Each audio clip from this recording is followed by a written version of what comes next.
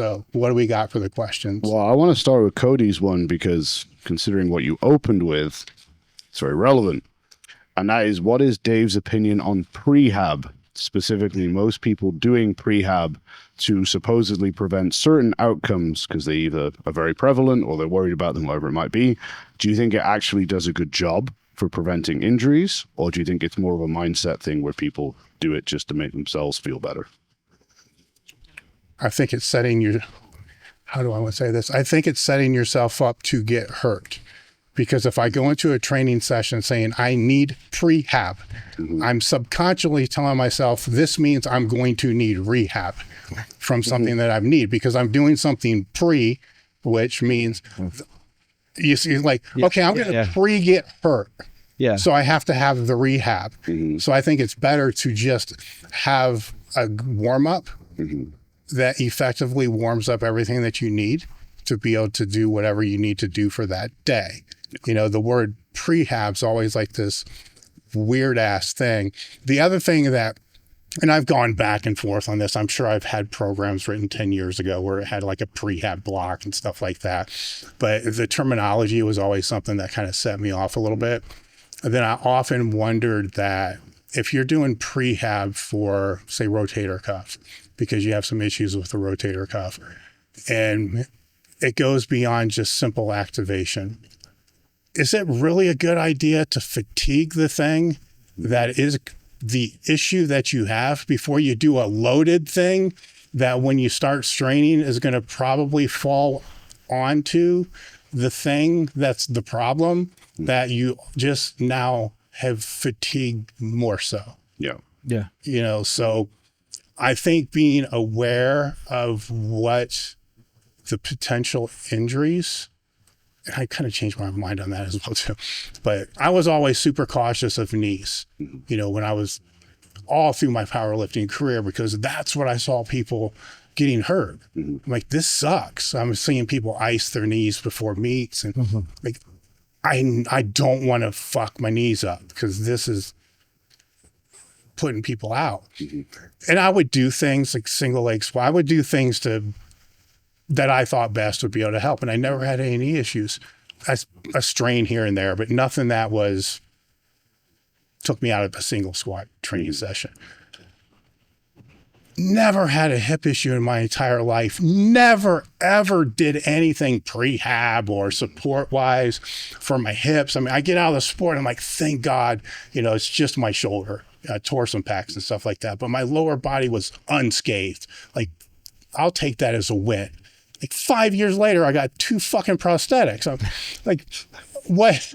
You see what I'm saying? Like, what was the whole, you know, what was the whole point of that? But if somebody has something that is a problem, then figure out what the problem is. And most of the time, from what I tell, and I'll let you guys comment, but what I've seen looking back, not just on myself, but on other people as well, what they think is the problem isn't the root cause of the problem at least 60% of the time. You know, they think it's the bicep, it might be the shoulder. They think it's the shoulder, it might be the bicep, it might be the, you know, thoracic. It's never what they think it is. So then I wonder, like, what's the point of the prehab then? Because now you're not even activating the thing that's the real problem. But warming up to be able to do what you're supposed to do is important. I mean, so what if, go on. Yeah, what if we replace the word prehab with some warm-up mobility work, some jumps, explosive work, you know, kettlebell swings, or... I have 2 thoughts on it, but I want your guys' thoughts as well, right? I have 2 thoughts on that is, you have to have a plan that's going to cover those bases, right? But you also have to have a plan that if you're going to go into an event and you are not able to do any of those things, you can't become dependent upon this 45 minutes or 30 minutes of specific warm-up, rotation, mobility work to be able to do before you compete. It's not, if you can, great, but you have to expect the unexpected, and that may not be possible, and all you're going to have might be a band and your body weight to be able to get ready. Absolutely agree. So then we can separate a training mobility warm-up and then the competition day mobility warm. Yeah, I'd rather see it entirely all different blocked things. out. I'd rather see a whole block focusing more on mobility and conditioning, and then bringing that to a level that's over and above what's going to be required for what you're going to need moving forward. So when it does diminish, you're still within that striking range. And then you just use a little bit to maintain it. And then, of course, over different phases, it's going to drop under, what's where it typically should be. But by that time, you should be ready to peak and then out of it and back into that next phase. Your thoughts? I would say if it takes you 20 or 30 minutes to prep to do an exercise, it's the wrong exercise, or you're not in a position where you should be doing it heavily, regularly in the long term. Like if you got to spend 20 minutes to get under a straight bar and you're 2 weeks out from a meet, you got to do what you got to do. But like, if we're talking general training, I think a lot of the time prehab and all the wonderful things that fall under that umbrella term, when people think of that, a lot of the time is being used to mask poor exercise selection, poor training decisions, as in they're doing high amounts of volume or movements maybe that are a very poor fit for them, so therefore their shoulders are getting beat up because they're doing high volume of dips that they execute poorly, whatever. And they're using that to kind of put a band-aid over a bigger problem that they should be fixing, which could be their technique, could be their programming, etc. Or they're doing it because they're too married to an exercise that they feel like they have to do. Which in reality, for most of us, even those of us who compete in specific lifts where there are sports where you have to do X, Y, and Z, you probably can get away with doing the specific lift less than you think. And it's probably not the lift you need to do to work on the weakness anyway. Yeah. So that's how I would look at it. Like for me, I almost would look at it like an athlete has to look at it. Like maybe you get like 3 1-hour sessions to train a week. Like what lifts are you doing in those 3 1-hour sessions that actually make the most of your training stimulus? Like if straight bar back squat takes you 30 minutes to warm up for, well, it's a crappy choice in that environment. Most of us do have limited training time. Most of us do have limited resources. So in that scenario, like, why would you choose that if you don't have to? Or could it just be a bow bar for a while, or, cambered bar, whatever? It could be 100 different things. But to me, needing that level of prep work for a lift is a bad sign for me, barring like some kind of structural abnormality or, being very close to a competition. I would say if it takes you more than 20 minutes, it's the wrong choice. I'd say for me, it's a twofold thing. Competition day, it will not take me more than 5 minutes to warm up. I'm game. I'm ready to go. I need that 5-10 minutes just to get blood flowing, make sure that I'm functional in the movement that I have to do. And oftentimes we don't even have the luxury of going from event to event where I'm already warm. There's nothing left to warm up. So as long as I know I'm mobile, the blood's going, my heart rate's going, that's it. Training days, I can alternate, but for me, any kind of this warm-up mobility, prehab work is more of getting into a mental state. So I might do some kettlebell swings, I might hop around, I'll stretch my knees, etc. Feel good because I know that 20-minute, 30-minute build-up that I might take getting to that state, the moment I'm done with it, that's it, that's work time from then on. There is no lazing about. There's no spending time in between. I know that once I'm done with my warm-up, I have to go. That's it. It's full workout mode after that. Sure. So I take the opportunity to just let my mind think about the workout, look at my program a bunch, think about the things I want to change or do about it, forget whatever I was doing in the whole day, forget about work if I have to, and then just focus on the training. So it's almost more of a mental process than physical. Definitely more of a mental placebo process. Sure. Cool. I want to skip to one because you already mentioned it. So is there anything, thank you, Tyler, by the way, is there anything you would have given up or changed to save your hips and prolong the time it took to get a replacement? Or was the experience of lifting big weights and pushing the envelope worth the price? At what point in an athlete's career should they start doing preventative maintenance on their body? That's an interesting term. Yeah, it was worth the price, but do I have any choice?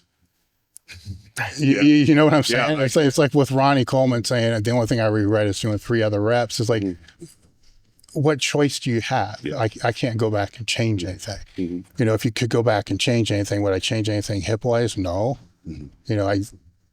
No, because for a couple reasons.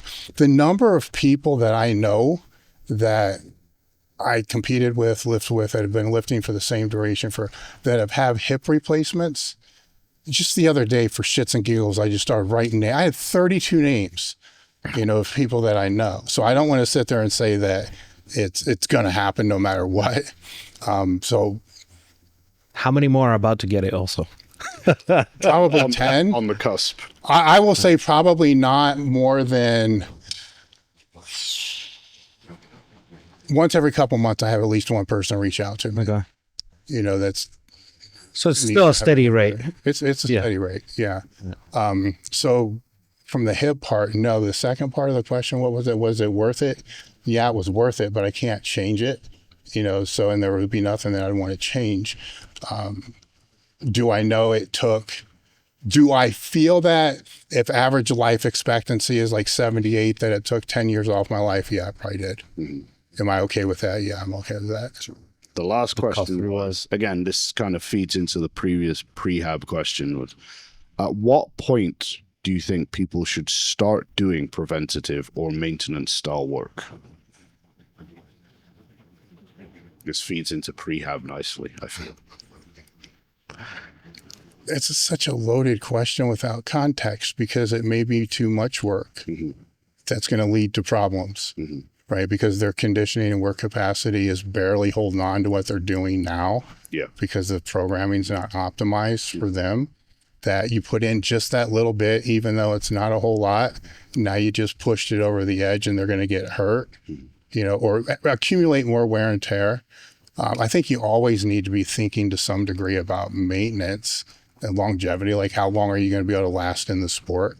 And just having that mindset is going to allow you to mitigate your stupid decisions a little bit better, because you're still going to make them, but you're going to make them less if you know it's going to take something off the back end of the whole thing. But you can't mitigate all of it or you're never going to be good. That's what I think. It's a very fucked up message to put out there, because I want to try to tell people, look, if you train smart, you can add 3 more years on the back end of when you're your best. Yeah. And that's great. But you can't be such a puss about doing that you never even get to your best in the first place, because you're not pushing hard enough for that to be. And that is harder than what people think it is. It's not easy, where it's a weird balance. It's like 2 different conversations. It's like the first one is you're not training hard enough. You don't want it hard enough. You think you are, but you're not. That's the first one. But then once they get to that level, it's like, okay, now you need to start to control this stupidity a little bit. You still need it, but we got to periodize it. Sure. It's 2 different phases. And the messaging gets weird because you're kind of talking to both. Yeah. But in reality, we're probably talking to the first phase more than we're talking to the second phase. Yeah. And in that phase, as you think you're training hard, you're not. And by that, I don't mean you're huffing and puffing and puking and grinding. It's your ability to express force within the repetitions you're doing is not where it needs to be. Sure. And that's just the fact. You need to tighten up your technique. You need to learn how to use compensatory acceleration. You need to learn how to have more your motor units firing when they're supposed to fire. And when you do that right and effectively, 5 really hard reps is going to kick you in the dick. If you're doing 5 real hard reps and you strain and your eyes are, it's not the same 5 reps. And the only difference is that motor unit activation, the central nervous system, the brain, what's going into that. And that's a trained attribute. And I don't think people look at that the way that they should. So that's the intent that you mentioned last time. Yes. Here. Yeah. So on that note then, do you think people have the wrong idea when we say preventative? Because I don't know about you, when I read like preventative work, I think like band pull apart, cable face pull. Well, also when you say preventative, I also assume that people already have an issue and then are trying to mitigate or prevent it. Yeah. What I mean is when people hear words like prehab and stuff, that stuff comes in, but your program sucks. Yeah, right, exactly. So that is come in because something's already broken. Yep. Yeah. Whereas in reality, the real preventative is lifting well, good programming, sleeping enough. You get what I'm saying? Like warming up properly for your sessions. Like that's the actual prevention. Becoming a master of your minimum effective dose. And then that can go up when your other life abilities can withstand it. So to me, that minimum effective dose is your sleep isn't good, your nutrition's fair, all those things are fair, but that minimum effective dose doesn't destroy you, but it's still hard. Yeah. Right. And when those other things get dialed in, that can go up a little bit. But what typically happens is they want to find the maximal effective dose and then not have those other factors to be able to mitigate that. But in all these things, the prehab, the rehab, all this other kind of stuff, a GPP and all this, your program sucks. It's just fix the base of the program. Do you think we almost look at it backwards then in a way? Because how often does a lifter come to you, or like you're coaching strongman, they will say a statement like, I can't deadlift more than once a week. And they will look at that almost like it's a definitive statement, and they have to maybe do a bunch of prehab work or whatever. But if you look at, and I know weightlifting is different, but if you look at athletes in any other sport, they're all training like 4, 5, 6 days a week. And I get that once you introduce loading, it's different, but at no point do those same athletes turn around and go, I would like to get to the point where I can deadlift 3 days a week. I'm not saying I need to or I should do it regularly, but I want to be physically capable of achieving that. Well, if they're being honest, if they're being honest, what they're really saying is, I don't have the work capacity to deadlift twice a week. And that's okay, if that's your minimum work capacity, but you could. Yes. Right, but it means you're going to have to build a higher work capacity. I mean, there are coaches that will chastise you for deadlifting twice a week. Yeah, sure. Whilst that should be cool. You actually managed to do that. Really think this through. It's a lot to be able to do that. It's not going to happen in a month or 2 months, and it's not going to happen every week either. But is it necessary? So there's the other downstream questions, like, is this necessary? Is it going to help? What's the overreaching goal? Sometimes that answer might be yes. Okay, that's true. You just don't start doing it. Sure. What's going to come out? What's going to replace? And so, I find that we tend to ignore the should we say the rabbit hole of like, I would like to be able to train more. It's kind of just accepted that like, don't overtrain. But like, if increase your capacity, God forbid, like he starts BJJ next week, right, and starts decimating people, but like he might be able to spar once a week and he's cooked for days, right? He wouldn't just go, oh, well, guess I'm only sparring once a week. He's going to go, I need to get fitter. What can I do to do 2 times? How can I spar better so that I don't get as busted up? Cool. But we don't really seem to apply that to like our training as a powerlifter or a strength athlete. And I think that is where most people are maybe hitting a ceiling. It's just like, well, you can't train enough to get better because you're not fit enough, or your movement quality is too poor, your program is bad. Take that step back and earn the right to train more, and then maybe that's how you get to the next step, rather than maybe it's not cluster sets or reverse bands or ammonia or more tren or whatever it is. Yeah. I mean, I might be tooting in the same horn a few times, but like, as I said, we had a competition in SEL this weekend. Some of the same athletes are competing this very same next weekend. I competed in 2 competitions back to back. A lot of us do. Being able to recruit that 100% of effort back to back, week to week, is the same concept as being able to train the same thing 2-3 times a week. That is essentially what you're doing. So yes, that capacity should exist there. You should be able to work up to that. And being the one-trick pony that competes once a year isn't a great show of your ability. So we should all be competitive strongmen for a year and then realize that like what we're doing is actually really easy. Probably. On that note, since we're talking about recovery and work capacity, Andrew, thank you for your question. If you had $5,000 to spend on your ultimate set of self-care and rehab tools to look after yourself and lengthen the lifting clear, what would you buy and how would you use it? A mattress. The best mattress I could. That is the right answer. I have zero affiliation with Purple Mattress, but I got one of those when it first came out many years ago, and I've had purchased 3 since then, and I'm sure it's not $4.99 like when I bought it many, many years ago. So a good mattress is probably going to end up costing probably half of that. Yeah. And it's worth its weight in gold.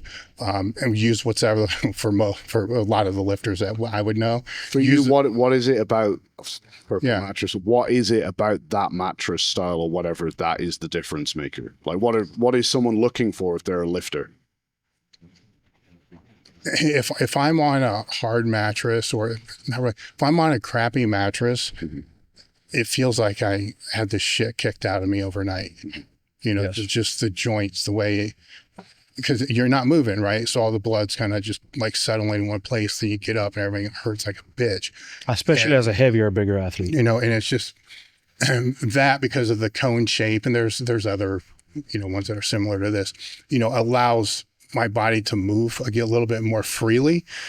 And so I don't wake up feeling like I just got hit with a fucking bat all the time, and sleep better as well. A lot of bigger dudes, the mattress is going to start to sag. You know, nobody's going to flip their mattress. Yeah, everybody talks about flip. No, I know not one person that's ever flipped their mattress once, but they're going to have, you know, that big. So now they end up sleeping in a cradle, you know, which is kind of like one of those slings. I can endlessly complain about how many times I slept at a hotel or Airbnb. The mattress was so soft that I slept in that cradle V shape, my legs and head elevated, and woke up the most miserable person the next day. Yeah, I mean, and had to compete. Yeah. Anything to get a better night's sleep. And I mean, we can talk supplements, we can talk peptide, we can talk all these different things, but the core most important thing is the mattress. Sure. You know, it's sleep on the floor, get the grounding. Fuck you. I am not sleeping on the floor. You know what I would wake up feeling like if I slept on the fucking floor? It would be awful. Although I have to say, sleeping on the floor is sometimes better than some of those mattresses. Well, I have that. Sure. I have had For that sure. experience.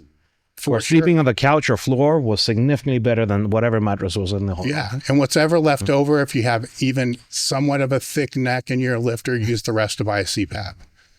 And then, so we just dial in the sleep, which is the most important out of all. Well, how do you rank hydration, right? You're dehydrated, you die. Yeah. You know, nutrition, you don't eat, you die. Well, so water has to come first, right? Because you die faster. Then food. So these are Dave's top rehab tools. Yeah, water first, Prehab. food, and then sleep. Then yes, Rehab. because you will literally die if you take those away. Right. So now if they're optimized to the best they can, and they're the three things that can actually kill you, would they not be the three things that would have the best correspondence to performance? Yep. Absolutely. Yeah. So- So Purple Mattress and any water sellers out there, if you have a sudden spike and increase in sales, you know who to sponsor. Yeah, for sure. We will accept water and mattress sponsors. Now, if I was to throw another one in there, and it's only because I almost wanted to cry earlier today, Ken Kanakin gave me a percussor many years ago, which is like a jacked up. It's a very, very good massage gun. It's not the same as the other ones, and for some reason it wasn't clicking on today, and I almost wanted to cry. You're right. So I would say a really good percussor, and if it is dead, which I don't think it is, I probably just not plugged in, kind of like my CPAP thing. But if it is dead, it lasted at least 10 years. Oh, damn. You know, so so that would be the one. It's not your $30 from Temu. No, It's a little bit no, those suck. The ones that you put any pressure in, they just go. Yeah. Well, The best one I've ever made was an actual jigsaw and attaching a golf ball onto the bit. Yep, onto the bit. That has worked. Those can get dicey when you get close to a bone, though. Like the well, I mean, you got big joints and shit. Get bigger. Yeah. There you go. So next one, I'm going to go this one just because it's next in the order.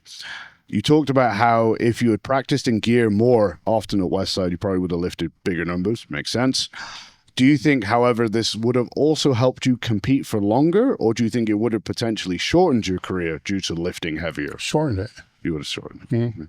Do you don't think it was the common point would be like, oh, well, lifted in gear saves your joints. Well, it's asked to me. Yeah. Right. So I already had 15 years before getting into Westside. Right. So let's keep that context in.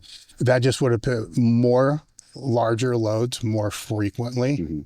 You know. Yeah. So yes, the carryover I feel would have been higher because the specificity just makes sense. Would have been higher. The total output would have been higher.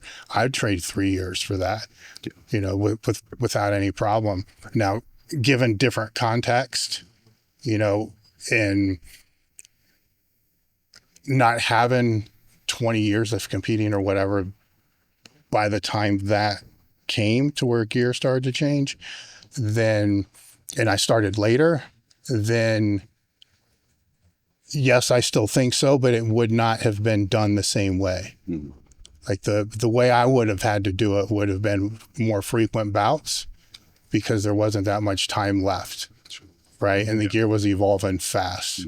Where now the gear is pretty much evolved to where it is, so it doesn't need to be every other week. I would have had to build the work capacity to be able to go heavy like once every 7 or 10 days. Right. So that's a whole nother kind of like we talked about with the deadlift thing. That's a whole other thing that would have taken a year to be able to build that work capacity to do that, then to be able to get those other bouts. And given different context, it would just be going heavy, maybe once a month, you know, relatively to where my strength is at the time, you know, just to get used to all that. But yeah, the actual answer is yes, it probably would have taken me out a little bit sooner. But the output would have been better. Now, given different context, I don't know if it would have increased, you know, just that aspect. Given that aspect and maybe training a little bit smarter and doing things better, then it would have. I want to ask this one to you both then, since it's more general. The number one supplemental or accessory exercise to squat, bench, and deadlift, regardless of sticking point, which is an interesting caveat. And it says here, regardless of sticking point, that transfer to overall strength and bigger numbers on those lifts. So basically, one accessory movement, if you had to prescribe it on a blanket statement for everyone for squat, bench, and deadlift, what would they be? Front squat. Which type? Ooh, Front squat. So many. Just as a blanket exercise, front squat. There's just no other answer, especially if you're a strongman athlete. Yeah, for sure. Dave's deadlift accessory movement is going to be back squat. Yeah. So then you get to back squat more. I love that. So my answer is going to have a caveat.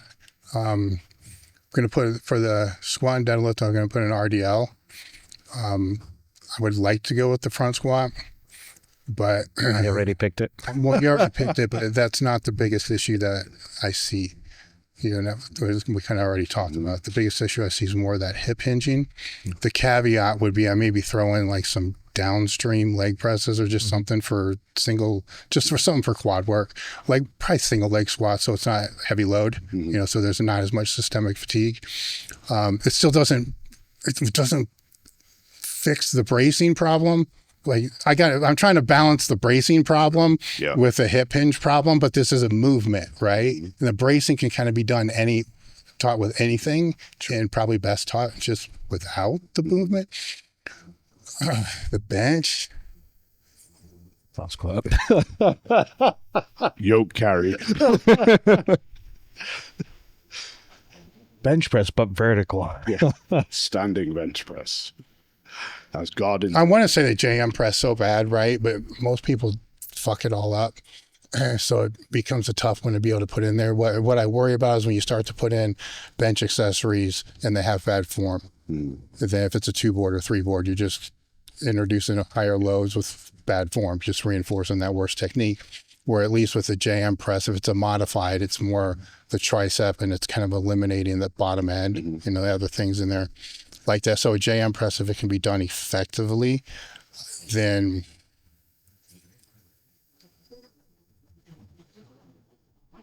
I'm bouncing between like a neutral grip press with a barbell, but I'm tending to kind of want to lean more to a neutral grip dumbbell incline press, just to keep the load down, but to get that pattern ingrained a little bit better. Things work in cycles, and we're in this weird phase right now where it seems to be overstimulation of loads. You know, like everybody wants to lift heavier shit on everything. So it's where I would have said like close grip bench press. Sure. Right. But see, that just plays into the problem that I already see everybody doing. So how can we reduce the load but get the same movement pattern, the same adaptation with lighter loads that aren't going to fuck everything else up? So downstream, you go to the dumbbells, you cut the load down, you focus, a little bit more. From what I've observed, most powerlifters have surprisingly weak and terrible shoulders. So throwing in overhead press work or some sort of incline bench work, whether it's a a log or dumbbells or whatever it is almost mandatory for them, and none of them seem to want to do it. Well, that's Because it's hard. it plays into Yeah. the facts from what I see, and there's a limitation there because we don't see everything, right? Is the number of lifters that are just doing squat, bench, and deadlift, and any accessory, maybe like a lat pull or whatever it is. It's a Tricep lot. pull down. It's a lot. It's probably a higher percentage than it's ever been before, No. right? And they're training it hard, right? So it's not like it's not being pushed. Where now you put in just heavy RDLs with their deadlift day, you kind of in a way are increasing their total workload and deadlift volume for that day by 40% right out of the gate. And that's a lot because they're really barely recovering from what they're doing to begin with. But now if it's dumbbell RDLs, right, now that increase is only 15, 20%. And they're strong.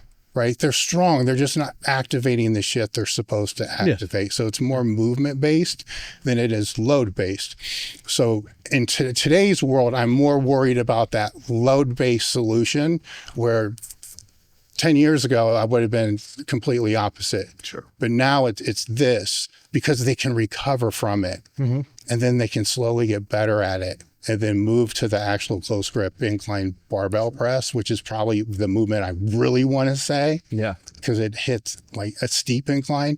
It hits like everything. But I think if they just threw it in from the jump right now on their bench day, the load's going to be like 70% of what their bench load's going to be. The sets and reps are going to be probably higher than what the bench is going to be. And they're going to tank. Okay. So what about then, and this may or may not get controversial, but it adds on a little bit to what Tom was saying earlier, where sometimes and often the lift that they should be doing is not the lift that they actually compete with. And like with Ed Cohen, for example, his whole thing in the off season is never doing the actual competitive lifts, doing any other variation of it. So once again, you're saying squat, bench, deadlift, but we take out the squat, the bench, and the deadlift, and we replace it with front squat, incline press, overhead press, whatever it is, and the RDL. How about instead of doing 4 to 6 work sets, you just do 2? Then you save some of that energy to move on to the other things that are going to help build those lifts. You know, and I say everything with a pause. Yeah, and it all depends. Maybe that lifter is fine-tuned on everything, and they do need those 4 to 6 work sets on that main thing, but that's rare.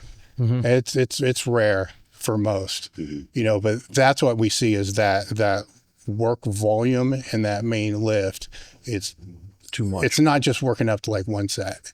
Yeah. You know, it's working up to the one set, then a back down set, then maybe an AMRAP set. Like, okay, well, let's just fuck the AMRAP set and get rid of that because what purpose does it really serve outside of mental? And then replace it with something else, you know, that can actually build better movement patterns, better bracing, better hip hinging. And then you're going to see this huge carryover. And we all know this to be true because we hear it all the time. Like, man, I threw in these fucking, you know, Tom told me to do these, you know, 4 block hip hinge pulls and not use over 275. And my squat went up like 50 pounds in a month. You know, he's a fucking genius. It's like, yeah. You just didn't know how to fucking, you're strong. You know what I'm saying? They're strong enough to do what they're just not doing it as effectively as they should. They're not displaying the strength they have. Yeah. In my whole training career, I've almost never done a back down and an AMRAP set after doing my main thing, but I have always gone to an exercise that complements it very well after. Oh, I have, because I'm stupid, you know. And it's a challenge. I get why people do it. Like, it's a challenge, you know. But that's a challenge. It's not a workout. And I know it's stupid, and there's a cost you're going to pay for it. Yeah. I don't think most people know what the cost is that you're going to pay for it. It could be that next week you're going to fuck your training cycle. There's a lot of things. The follow-up question is, which is more important for longevity, prehab or rehab? So I'm just going to go ahead and just segue. And I feel we've covered that. So Alabama Matt. Hey, Matt. I'll answer that because, okay, let's assume you need the rehab. Something went wrong. Yeah. Right? Because that word would not be used if something didn't break. Sure. Then have somebody that knows, have 2 people. Have whoever your physician says that you have to see. Right? Because you got to check the box. And then have somebody that really knows what they're doing that is also a physical therapist that's in your corner that can bridge the gap because you have rehab, which would be post-surgery. Then you have, I guess, what we would call post-rehab, which is like a transition block before you get back into your real training. What's non-existent in the medical field would be post-rehab. Right. So the rehab just gets your range of motion back or whatever they need to do in 10 visits, bare minimum, then 2 years kicked off. And then most people will go from there and try to go straight into their own training, and they skip this post-rehab window, where if you get somebody like Danielle Martina or somebody that really knows what they're doing, they can help bridge that gap to be able to move you into that next phase. That's more important than prehab. Even more so from my experience with all the injuries, surgeries, etc. The rehab is skipping that initial rehab stage of getting the basic movement and going straight into what can we do to regain everything that I've lost as soon as possible.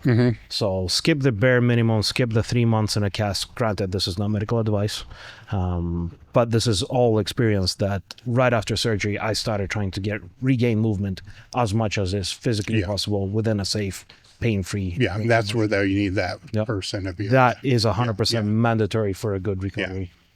Right. I want to ask you the next one. From Alabama, Matt. Hope you're doing well, sir. I came from Strongman, and it seems to have had a good carryover to other strength sports, including powerlifting. Matt has some very good lifts to back up that statement. What is your opinion on using strongman training for beginner or intermediate powerlifters for a bit of their training to develop a wider base of strength? Which I guess alludes back to the whole squat, bench, deadlift accessory. 100%. And this is something I wanted to bring up earlier in our discussion, that when we're discussing the GPP or whatever else you might throw in my observation of a lot of the powerlifters that either have come from more athletic background or are now throwing in more athletic work, whether it's rowing or some sort of strongman exercises, sandbag carries, some sort of sprints, anything that adds some sort of functionality and athleticism to them, they have put up way bigger numbers. They have recovered way better from their training sessions. They have prevented a lot of potential injuries, or they had injuries that were starting to show up as a potential injury, and they said, all right, I started doing this cardio work or whatever it was, and I feel so much better. My hips stopped hurting, or my back stopped hurting. So yes, 100%, any kind of athletic, and it doesn't have to be strongman, but any kind of functional strength movement will carry over a ton. Do you think a big part of why it has the benefits it does is just because there's a greater variety of movement patterns trained? Absolutely. You're training in every plane and direction. You're training unoptimally, suboptimally, in every worst and best way of that as it is possible. You're picking up sandbags, stones. There is no perfect technique. It all depends on your levers, the size of the implement. Every single implement is different depending on the gym that you're at. Even on the day, like I was talking with the guys training with us now, Terrence, they do stones in his backyard in grass. So like every time it drops down, they have to reach further and grab some grass with it. Is that optimal? Absolutely not. Will that train you and teach you how to potentially avoid injuries or issues? Very likely. Or build up something if you're doing it right. So yeah, moving in non-traditional, non-fixed, non-set patterns will make you a better athlete down the line, because you can prevent injuries because you're now stronger in those ranges of motion. So anytime you might accidentally fail a squat, dump the bench on you, all of a sudden that is not a movement that you've never been in, and your muscle is so strained past that point that it suddenly snaps or tears off or whatever other injury that you might have. It is a range of motion that is still strong. You're just not strong enough for that lift in that. And now you've just prevented a major injury, surgery, and whatever else is associated with it. So yes, being stronger and safer in every possible range of motion that you can be is a huge plus going forward into any sport that you do. To piggyback on the point that you made about a lot of people kind of overdoing squat, bench, deadlift, do you think there's and this feeds into your point of having more variety too, do you think there's a general kind of misconception that there's a difference between the amount of training you can handle and the amount of a lift you can handle? What I mean by that is like, oh, I can handle 150 work sets per week. Therefore, I can do 50 sets of back squat, 50 sets of bench, but it doesn't work like that. Like your top ceiling for deadlift might be 20 sets, so if you did go for 50, bad things are going to happen. So like by having a greater variety, that person might find they can actually train more in total because they're not running into the limiting factor perhaps associated with that specific movement or lift. Yeah. Do you think? I mean, in a way, it's conjugate. If you really think through how a lot of people would define conjugate, it would be from that. Where I worry with the strongman is in the demographic that more than likely is listening harder, so the ones that are intermediate plus, they're not going to scale back to start, right? So and correct me if I'm wrong, but I assume I'm speaking for what you guys are saying. If they're going to start with sandbag carries, you're not telling them to go grab the 150-pound bag and start carrying the 150-pound bag. Or if it's a yoke, you're not telling them to grab a 600-pound yoke. It's, grab whatever you can that's going to be light for you, to be able to manage it and do it correctly and then scale up from there, right? Because when they're starting at 0, they've done 0 carries. The way that I'll see this, if you just grab a 15 dumbbell per hand, which is granted, it's nothing, right? There's still going to be adaptation from you just walking with the 15-pound dumbbell. Absolutely. Then the next week, there'll be adaptation when you go to like the 25 or the 30. And at the end of the day, we're all looking for the adaptation, not the load, not the weight, the adaptation of what the stimulus you're doing. Yeah. So going from a 15-pound dumbbell to a 150-pound dumbbell over a 3-month period of time is a lot of adaptation. Yeah. Meanwhile, they could go when what they will do, right? They're going to go 50s week 1, 75s week 2, 150s week 3, and then adaptation's pretty much blown its shot. Yeah. Right, and they got to switch and go on to something else. Where if they seek out the stimulus that has the adaptation that's going to have the highest correspondence, run that as long as you can, because this is where I think people they lose sight, is the adaptation's what you're training for, not the number, not the load, not because that is a fantastic point. That's it. Right. Especially with the injuries that you mentioned earlier. And I think part of what is attributing towards that is with the rise of popularity, a lot of other athletes and sports and powerlifters even are trying to get into strongman. And you take a guy that can squat 900 pounds, he's strong, regardless of any way you look at it, he's strong. So he goes into strongman and he's strong enough to pick up 800-pound yoke. Sure. Is he strong enough to run with it or move with it? No, but he's going to try because, well, the ego's in the way. You obviously can squat 900 pounds, so why can't you run with a 800 yoke? So he'll attempt it and then potentially beat himself up, get annoyed by it, or keep trying to do the same thing because he thinks that's what he has to do. But it is an entirely new movement, entirely new sport that he has to approach, exactly as you said, with adaptation. Pick up a 200-pound yoke, 300, whatever. Work that in for a few weeks, work that in for a few months. Work up to that build. You can't just jump into an entirely new sport and expect to perform the same exact way. Load is just part of the adaptation. So to play into what you're saying, if people think it's the adaptation that they're actually training for, then to answer your question 100%, you can split up with those variants, the ability to stack the adaptation a little bit more progressively than you would otherwise.